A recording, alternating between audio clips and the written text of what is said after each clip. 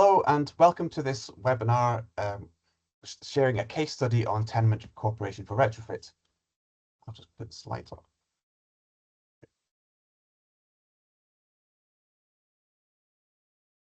Okay.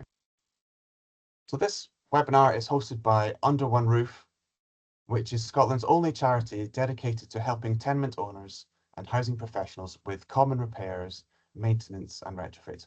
Under One Roof has an excellent website where you can find additional resources. My name is Chris Kerris and I'll be presenting this webinar. I work for Local Home Retrofit. We are a non-profit cooperative of homeowners based in Glasgow, providing advice and support for retrofit across Scotland. Retrofit means upgrading existing homes with insulation, better ventilation and clean heating. It makes homes more comfortable, healthier and less costly to heat, while also moving Scotland towards its legal commitments on addressing climate change. In this webinar, we are joined by representatives from DMW Residents Association, which is made up of the 60 flats forming a block in North Glasgow.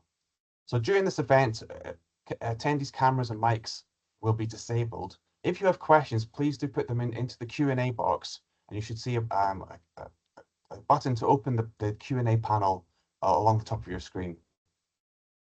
We are recording for YouTube, and we will send out the slides afterwards. And you can contact me on info@localhomes.coop if you have any questions after the event. So we're going to start with a video of the about the block and the history of the association. Then I'll run through this project we've been doing with GMW on retrofit over the last few months and our next steps to conclude the project. Then we'll take some views from residents. We've got Thierry, Therese and Joe from the Residents Association to give a view on their experience of cooperation. And then after that, we'll be opening up to questions. So please do put your questions in the Q&A panel. Okay. So here's the video. Please wave at me if this doesn't work. DMW Association is the Residents Association for the 60 flats that comprise our block. It's been in existence since around 1975 or 1976, when we received a grant from Glasgow Corporation at the time to improve the back court, and part of the reason for the grant was we had to form an association of all of the residents. The funding at the time was £30,000, which was £500 per flat. And to put that into context, the flats at the time, £1,000. So it was roughly 1/10 of the market price. The backcourt area in the place, each of the 8 closes had an individual backcourt, and there was a lane which went right down the middle of the block for the service vehicles to get in, mainly to collect rubbish. And each of the backcourts had a midden, which the rubbish was there. It also had a wash house as well, because when they were built, people didn't have washing machines, so they washed in the back court. So most of the space was taken up with these 2 buildings. There wasn't very much actual green space in it. So people could hang out a washing, but only one flat could do a washing a day about it. So the grant was really to, we decided to combine all 8 back courts, take the lane away and create a common space. So that was what we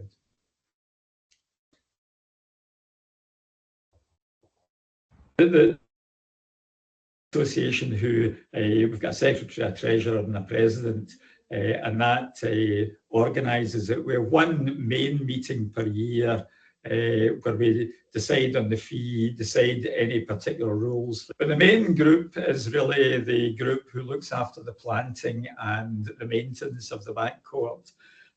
So we provide them with money for plants, and we also use the money that we collect for seating and stuff like that.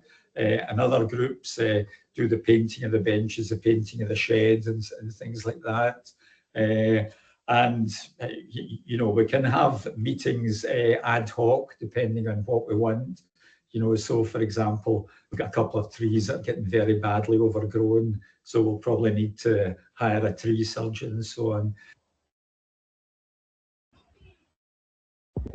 Each of the closes has a common responsibility for the close, and they also had a common responsibility for each of the back courts.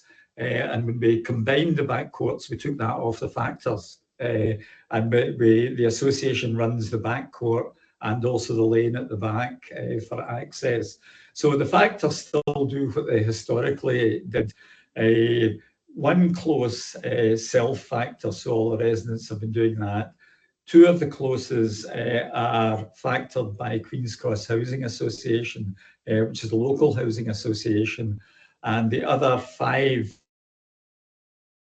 closes just have each an individual private factor, and they just, for issues relating to their particular close, they just instruct the factor what it is they want to do.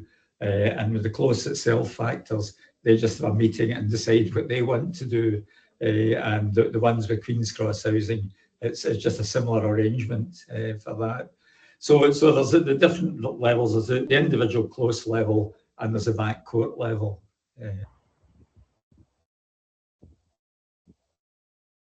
First thing is really get to know people, you know, and often if you've got children, taking the children to school and to nursery, you know, at least establishes that, and certainly advise them to come to our back court, because the block over there, they get a grant at the same time as us, the same size of grant, but they opted to keep their individual back courts.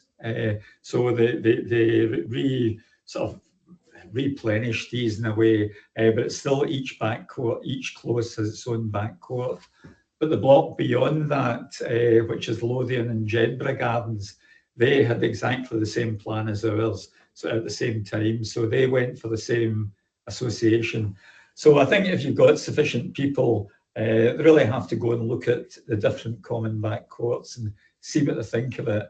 Then if you've got enough, get an association going, have a constitution, and start collecting some money, you know, so that you've got a bank account, because you won't get any grants unless you've got a bank account, and you've got to have the bank account audited and so on. So you need to do it in a formal way, but the constitution can be one side of A4, just saying we will have an association to look after the back court. In this, then there will be a treasurer, a chairman, and a secretary. We'll have a meeting once a year, or as required. You know, basically that's it.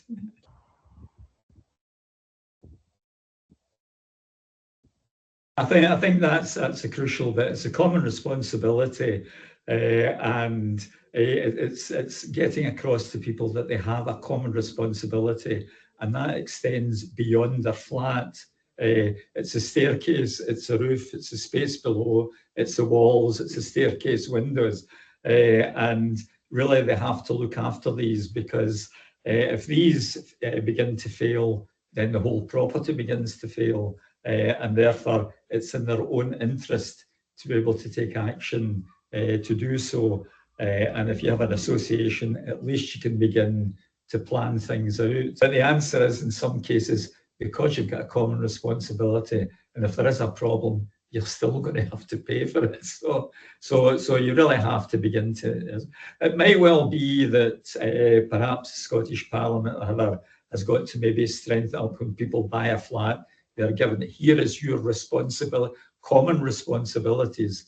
I mean, I think people understand, you know, I can paint my walls, I can do the ceiling, I can put new windows, but, you know, having a responsibility for the close and for the roof is something which some people don't understand. But if the roof fails, we've got, none of us have got houses.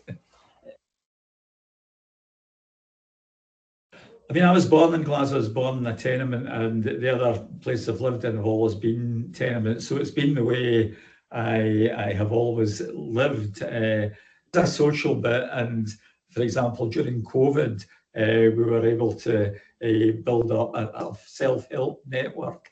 so that people could get shopping for people who had to actually isolate.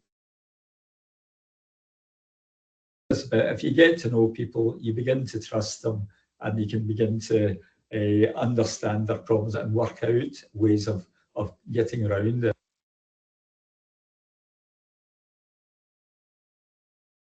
We had an infestation of rats about 18 months to 2 years ago. Flat across the road, which had a broken drain in it, and the drain led right down to the sewer, which of course rats live in the sewer, and they were come up through the drain into the back court. So we contacted the Council Environmental Health, who advised us on various things like you'll need to stop them getting access to the bin store, you'll need to get that drain fixed, you'll need to take all the bird feeders away, you'll need to do so that we make sure there's no waste, and then just get round the back court, block up all the holes. So we did all that in conjunction with the council. As well as using the council, we had a pest control system. We shut off the bin store with mesh. All the bins, we put stoppers in them so that rats couldn't get in the bottom, and we all agreed there will be no food put into the bin. So we also got a food waste bin, which had a self-closing lid. So eventually the rats were exterminated by the pest control measures, and because there was no food, there was no reason for the rats to come in here. I mean, my wife and I, we can do things for the flat, like replace the windows, put down carpets and stuff like that. So we can make our home as energy efficient as we can. But their old buildings were built over 125 years ago. They were built before there was electric lighting and electric heating, and so the main fuel was coal. So they are fairly drafty, despite all the best efforts they have. And we also have the close around it, which is really a way in which heat escapes into that. I've made various attempts at getting grants for improving the flat.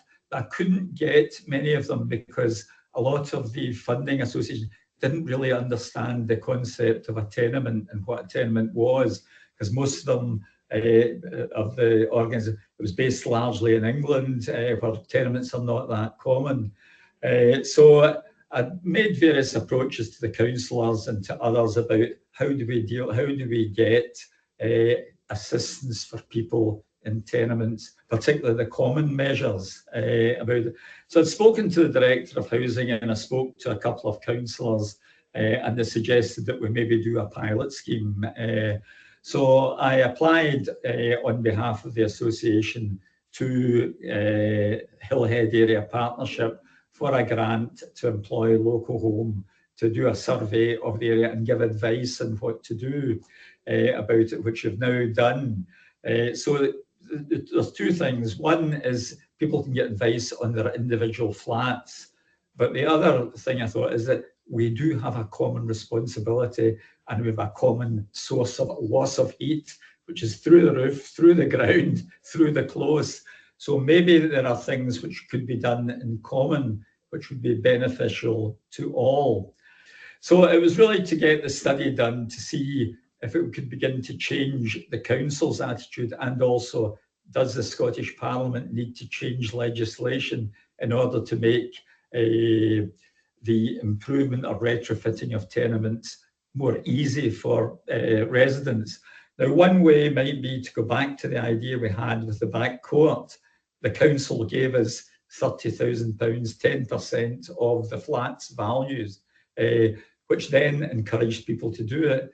Maybe they've got to say the same, say, we will give you grants to improve your building, but it must be on common areas such as the roof, the windows and the close, the back doors and so on. So there may be something that the council could do in the sense of priming the pump by putting money in and saying, we will pay X amount. Now, I know there's other monies come in from different things, like for grants for the roof and so on, but if the council is concerned about the housing situation in Glasgow, with something like over 50% of the population living in tenements over 100 years old. The maintenance of these tenements is essential. It's essentially a public health issue because we really need to keep the tenements in good order, because if they start falling down, we've got a housing problem. So there probably is an argument for making a kind of incentive for people to address common issues such as the windows, the roof, underneath the stairs, and so on, like that.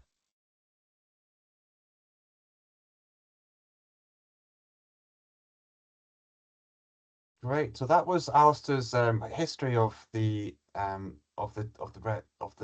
association and this back court, which is now in a really attractive space, and how it's become a platform for cooperation on maintenance of the building, and now a further springboard into talking about common approaches to retrofit.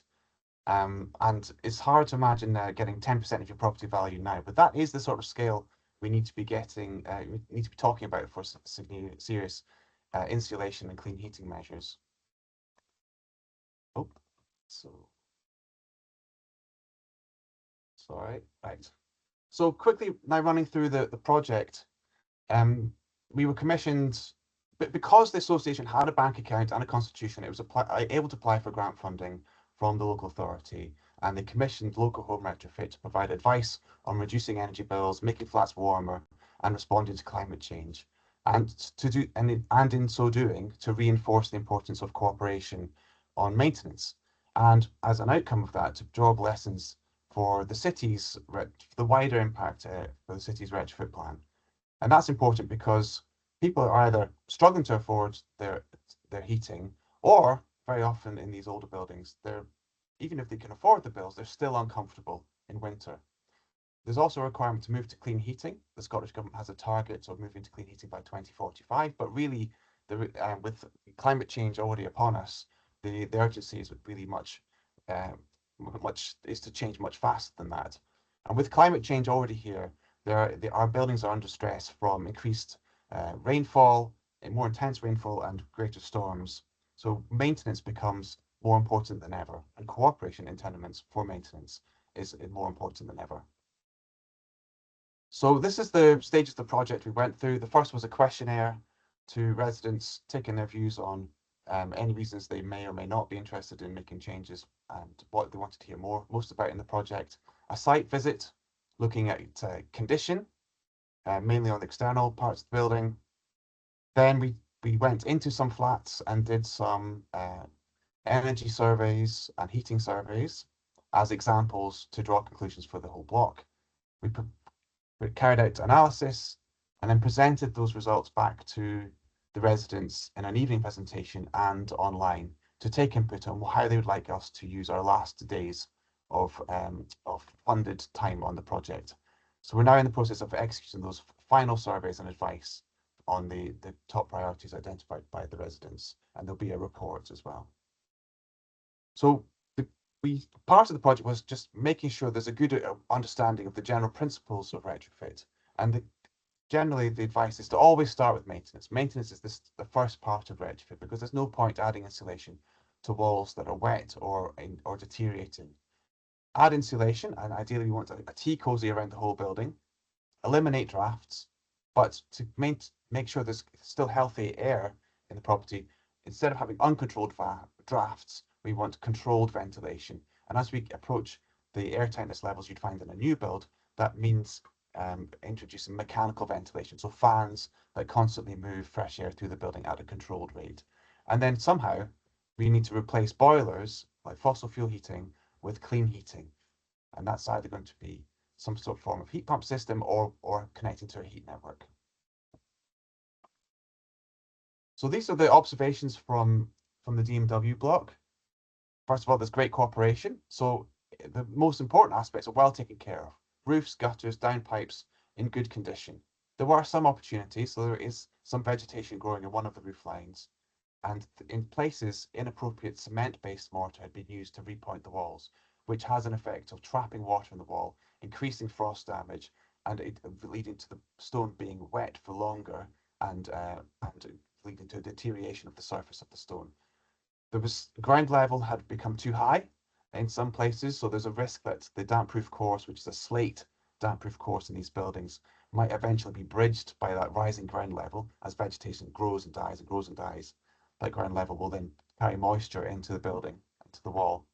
And in some places, the TV and telephone cables are hanging against the building, drawing rainwater onto the wall. But these are relatively minor issues, but which should be kept in mind. Going forward, the standard advice from local homeowners and from Under One Roof is annual gutter and roof inspections, yearly DIY surveys using the Under One Roof checklist, 5 yearly comprehensive surveys, avoid cement, as I said, and reduce the ground level to below the damp-proof course. So that was the foundation. We need good maintenance before we can move into looking at energy. So we did example surveys in 3 of the flats.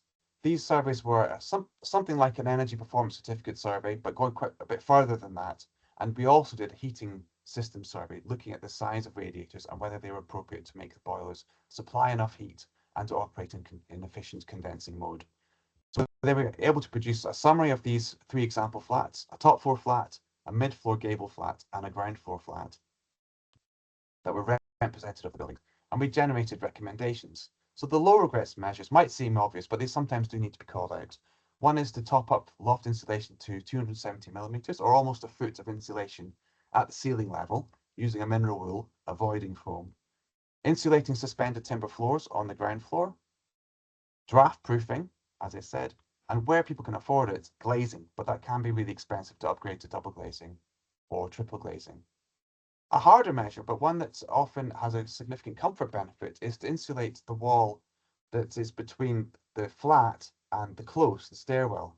And in the bottom right photo here, you can see the thermal bridge caused by the steps of the staircase, which are inside that wall, acting as a thermal bridge and conducting heat out of the flat, creating this cold spot. And this is the bedroom wall that we're talking about on the left.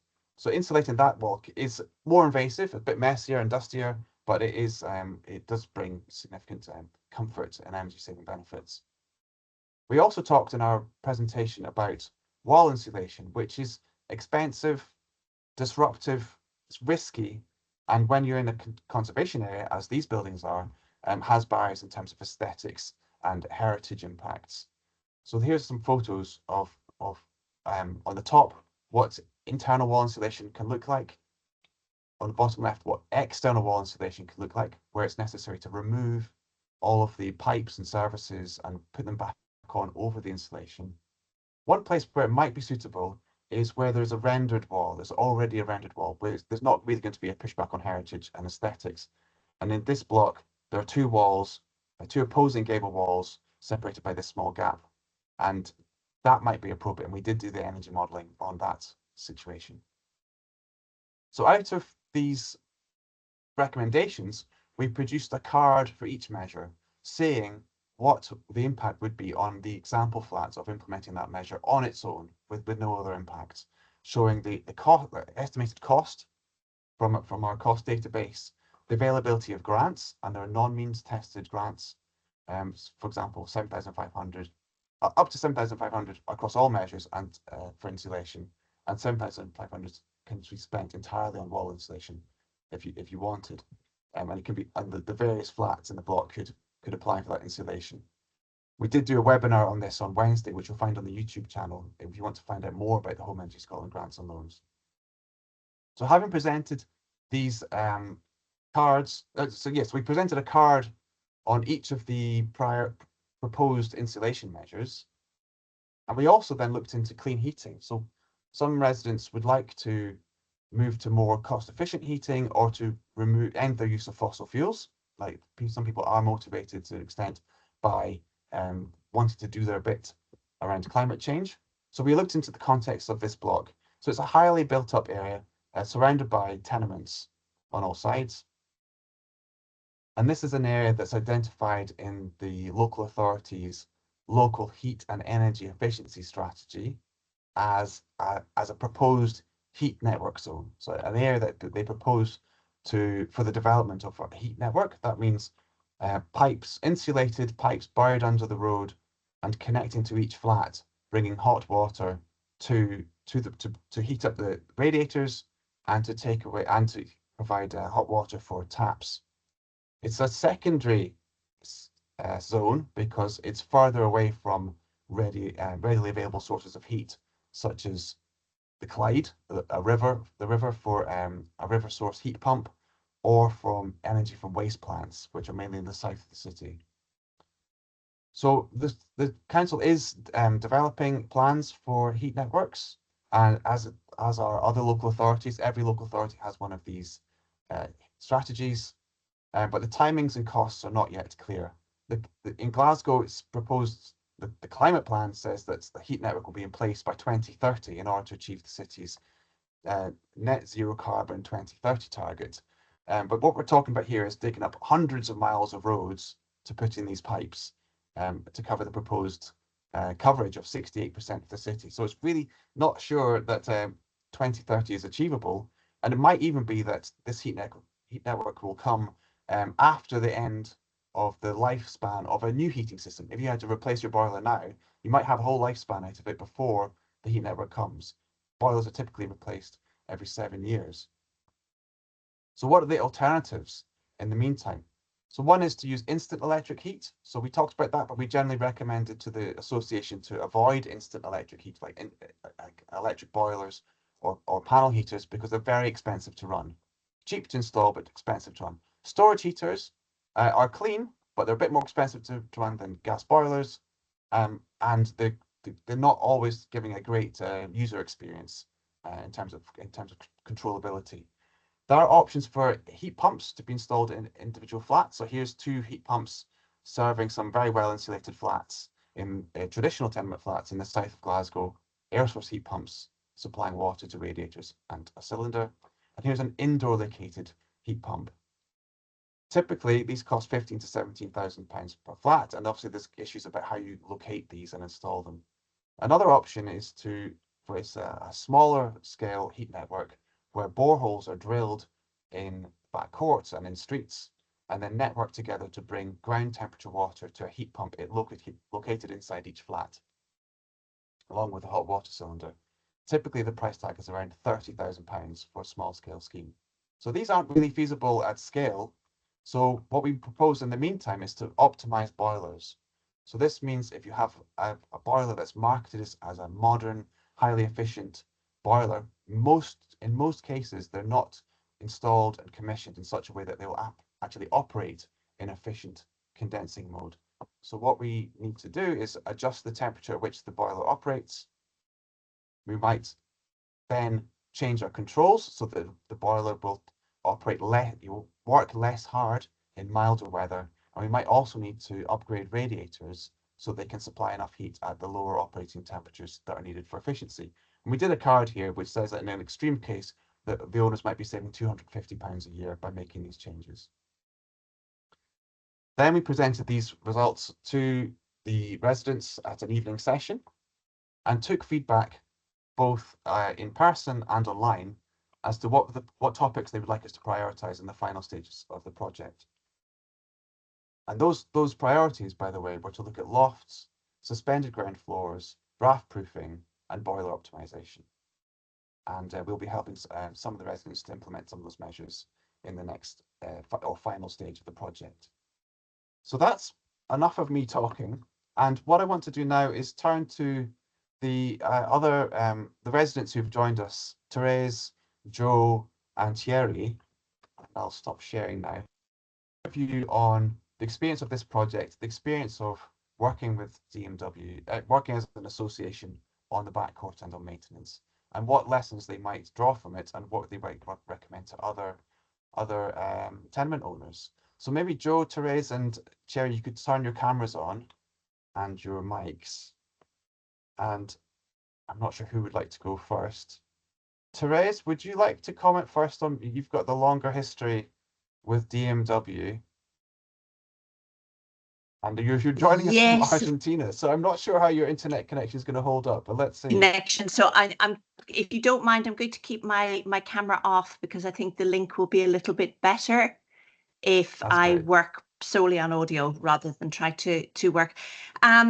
so my experience of working with DMW, so kind of, I think, to be clear, the DMW Association, it has been set up purely to manage the back garden and not the buildings.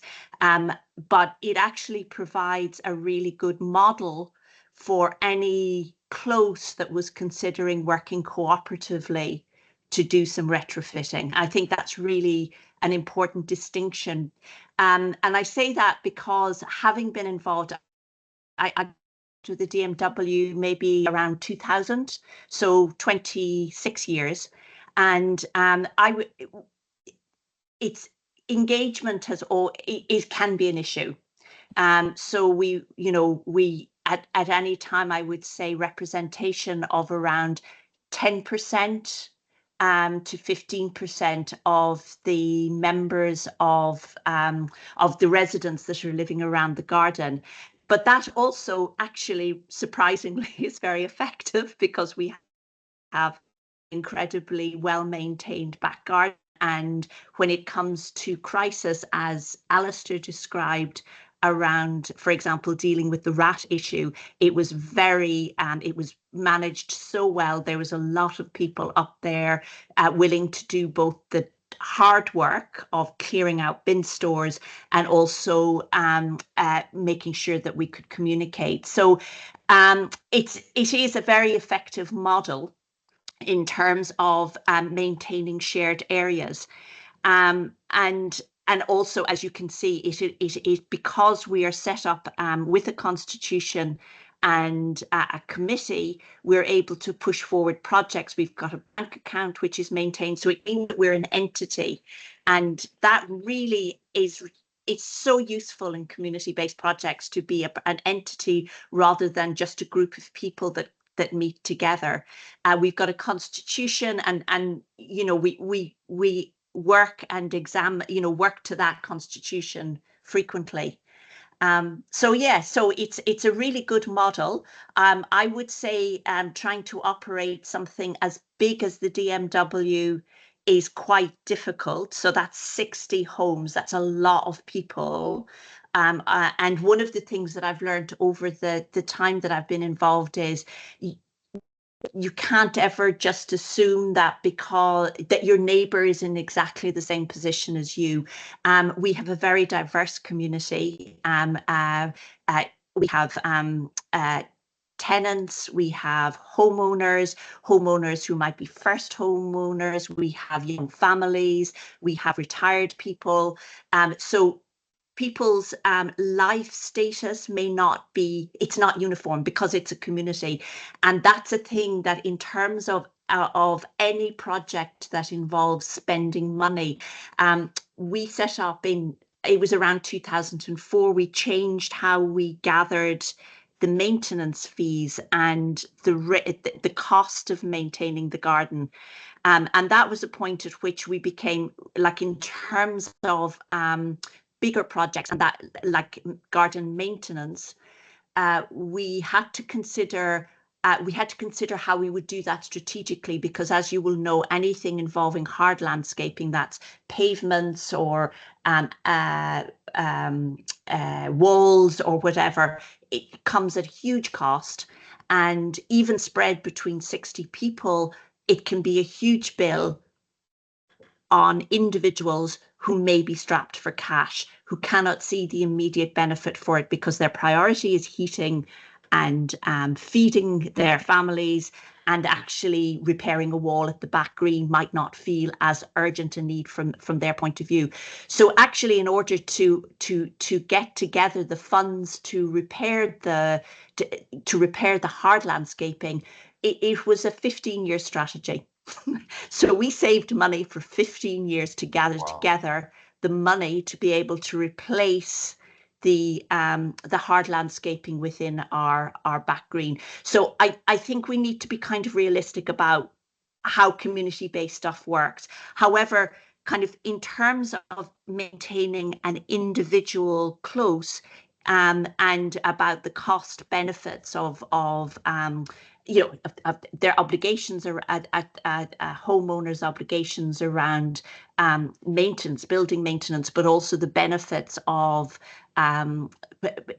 improving insulation and how energy is maintained within the buildings.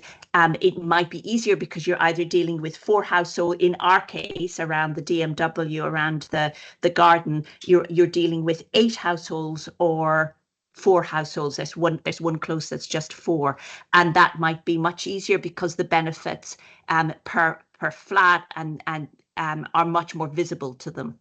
So yeah, so that's I don't know if that's been helpful, Chris, but Yes. yeah. That's really interesting, and it's like I'd like to just go into that a little bit. So you're pointing out or emphasizing that the association is about the back court, which Yes. is not as critical as keeping a roof over your head, but it does draw a focal point for cooperation. And Yes. it's a common space. Bins obviously always get people motivated when there's an issue with bins, but I would imagine that's the plodding maintenance work of keeping the bin store in good condition doesn't arise so much interest on a long-term basis. So how do you even get the 10 to 15% engagement that you mentioned there? What's key? Do you know, I think first of all it's maintaining a regular presence. So we do, we absolutely have our annual general meeting and make sure that it's advertised. We have a group email address, and we try and get whoever comes to those, making sure that there's a good distribution of that information. So we publicize the meetings on the close walls, as well as sending email. We've got a group WhatsApp with a really strong core of people that are very engaged in how important the maintenance of our garden is in terms of our quality of life in our flats. So I think there isn't a person that hasn't gone out into our back court and gone, "Oh, this is really nice," and that's of course really helps. But people's lives are also very different. So sometimes people have a lot of caring responsibilities, or really demanding jobs, or they're at a stage in their life where communal living isn't so important. I can speak for myself. I've been in my flat for 30 years, and when I was there first, I was a young person who was more interested in going to the pub than I was interested in my back garden. But then when I had a child, I went, whoa, this is a really, really fantastic asset for me and my family, bringing my family up. And that's when I got involved. So, it's the thing about it is, I think consistency is really important. Visibility is really important. A good communication is really important, but also accepting that not everybody can be involved. And that's not because they're resistant or have a lack of community mindedness. It just might be their lives are really busy in other ways. Great, thank you very much. And Joe, can I just kick you off with one? So Therese was talking there about the stages of life, and is people in very different stages of life in terms of what headspace they've got, what money they've got, what they think is really an issue, what isn't an issue, and that's true for the back court, as Therese was describing. But often it can be even the case trying to get to an agreement on whether the roof needs to be fixed. So when we were talking about, we approached this project, and hardly anybody in the group had been thinking, oh, now is absolutely the time to get wall insulation. How can we do this communally? Is there anything any further reflections from you on how to engage people on these issues communally? I think Therese touched on it. I think the association is brilliant at dealing with the garden because of all the reasons that Therese has pointed out. But when it comes to these block specific things, I think you're looking more at the closest, the smaller organizations, because I think I live in the only close that's self-factored in the block. So we in the same way that the association has its own bank account, we have our own bank account, and we take care of all the sort of common maintenance within the close. So I can imagine it would be much easier to get, say, some wall insulation put in on a close wide level in one of those with that kind of communication, because you're a smaller group, you all directly benefit from that work. I'm not sure if that answers your question. No, that's really interesting. Thank you. Can I ask you a really humdrum question, which is Mm. where do you meet and when? We meet in the garden. I mean, as Alistair and Therese pointed out, we have that annual meeting, and then we'll meet again if there's an issue that needs to be discussed or something that needs to be voted on. We also tend to do sort of a spring and winter tidy. And then, the great thing about the association is it does mean that you know your neighbours that a bit better. So you do inevitably meet your neighbours all the time, so you speak to them on the street. The association means that you know people from other closes that you wouldn't necessarily know. So it's great for sort of nurturing that sort of community feel in the area. I mean, certainly, I would echo Therese's comments. I've lived in the block 10 years. And my first few years, although I used the garden, I wasn't as present. But as soon as I've had started a family, had a child, all of a sudden I recognise the importance of that space, and I'm very, very keen to maintain it because I can really recognise what it means. So yes, I mean, to answer your question, we meet in the garden. The garden is the focal point. Yeah, I get, because we were trying to get people together for that presentation in the evening, and it was a dark, wet night in March or February, and even just trying to book the church hall, which is next door, was a bit of a challenge. So it can be difficult even just with the basic logistics. But it seems that you manage between meeting outside in summer, which is kind of easy and attractive, and I know you mentioned WhatsApp, so note. The WhatsApp group is really active, actually, and it's not the WhatsApp group, to be honest with you, is beyond the garden. It deals with issues of the garden, but people also posting about other stuff that relates to the wider area. So the WhatsApp group is incredibly useful. I find it very useful. It feels sort of part community watch, sort of neighborhood watch, part useful resource just to let people know what's going on. So that's really, really good. But I think, yeah. Great, thank you. Jerry, any reflections on what's worked with this project, what's disappointed perhaps, or what's difficult about these topics?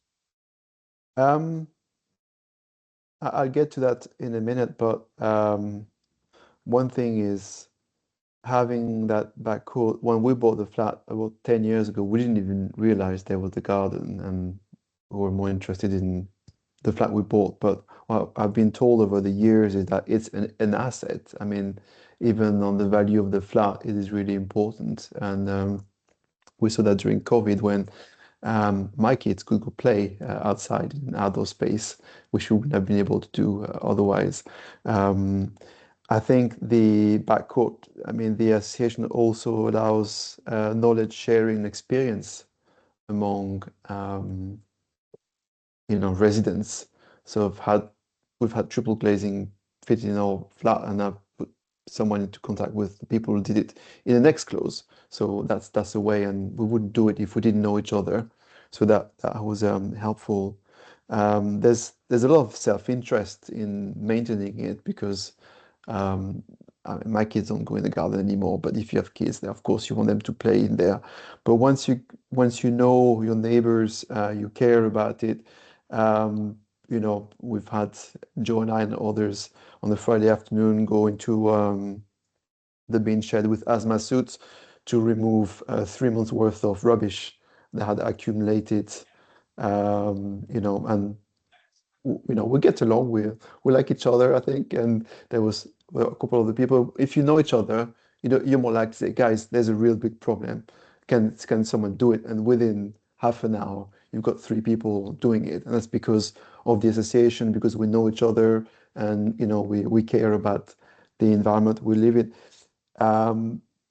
I think it's all about cooperation, because there's no janitor, anywhere. So if someone, as sometimes happens, drops some rubbish somewhere or a sofa or whatever, and then it will stay there unless someone deals with it, which again, because we're in associations, because we care about each other, and we'll take care of it, and we'll make sure that we nip problems in the butt as soon as they happen, so we don't have fly tipping anymore and that kind of things, because we're very reactive.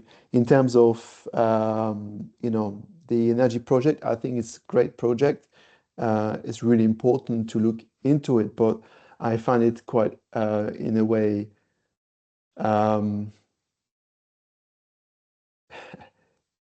a bit disappointing because of the limited way, the limited things we can do because of the buildings in the conservation area, and we have to protect it, so we can't really insulate the walls properly unless inside we can do it, but we have to move out for 3 months, 4 months, and where are we going to live, in the meantime? I'd love to remove the gas from the flat, but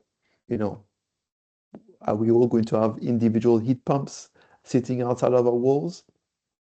I don't know. So yeah, but I think it's incredibly important to look at those things now, because we have to do something about it, and working together is the only way, really, and cooperating, sharing the knowledge, the experiences, and building on all those links. And there will be solutions coming up for sure once the crisis becomes even more important, and then we'll be ready, really, to tackle it. Yeah. So I think we've already declared a national climate emergency, and we need to move into whatever the level of urgency above emergency is, because things aren't really moving. So yeah, but technology is emerging, and I'll just briefly plug the webinar we've got on Monday, where I'll be going into some of the clean heating options that are available for tenements. So I briefly mentioned that there are heat pumps that can be located indoors, but they are quite still a bit of a niche. And the other options are available, like storage heaters that connect to radiators, and air-to-air heat pumps, exhaust air heat pumps, all various kinds.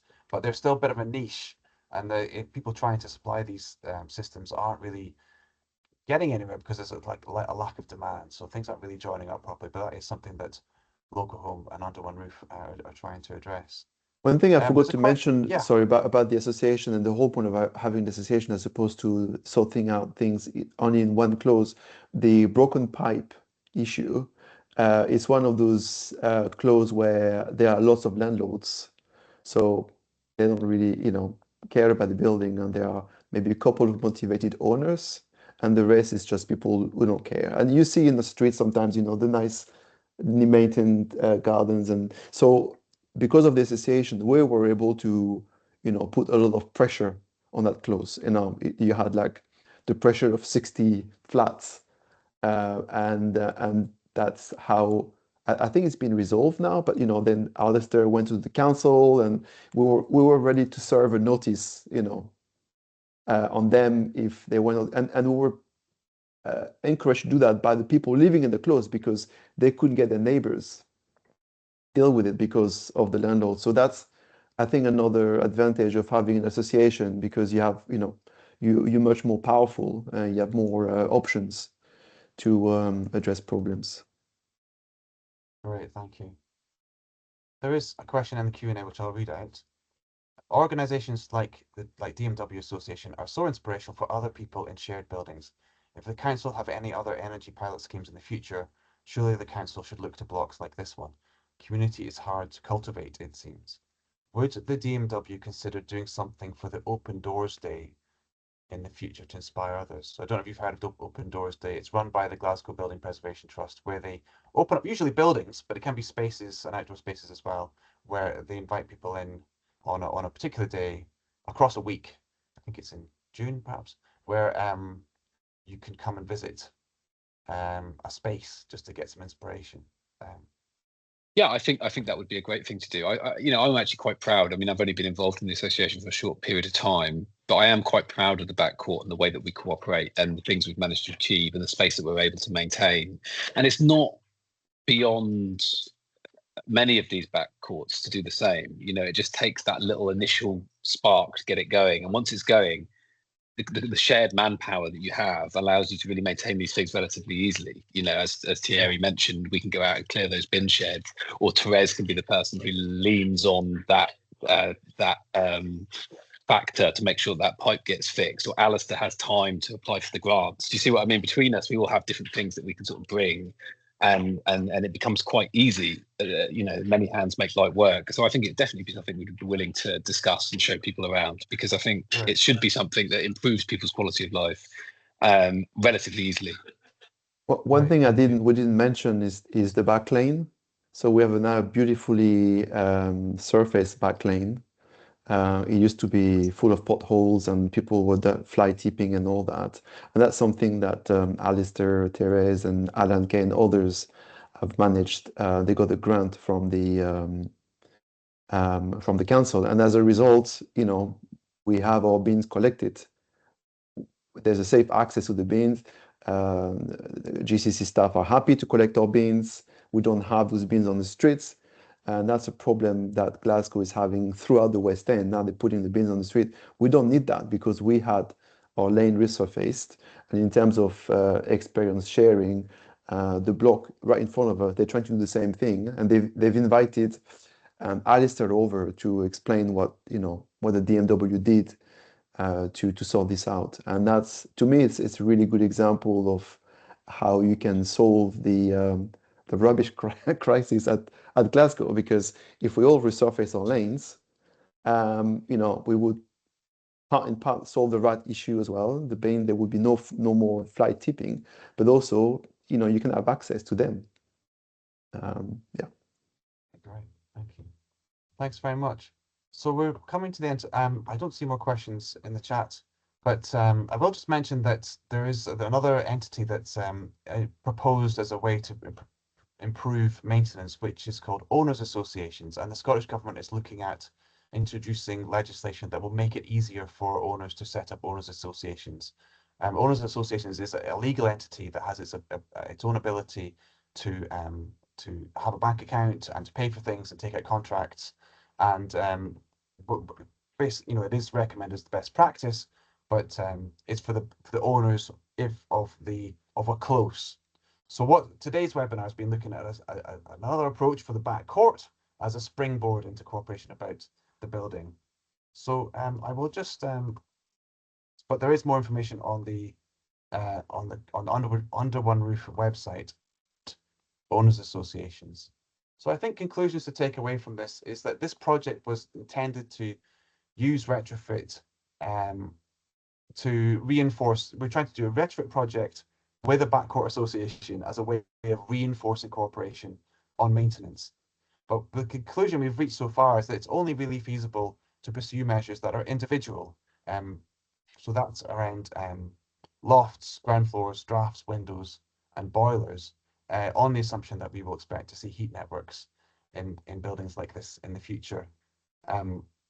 We are interested in finding further ways to promote cooperation for more ambitious projects, and where there is cooperation, owners can get efficiencies in accessing advice to understand which are the right measures, the right contractors, and Under One Roof and Local Home Retrofit are keen to support tenement owners willing to look further into this. There are further resources on the Under One Roof website, as I mentioned, and I just want to highlight 3 webinars on related topics.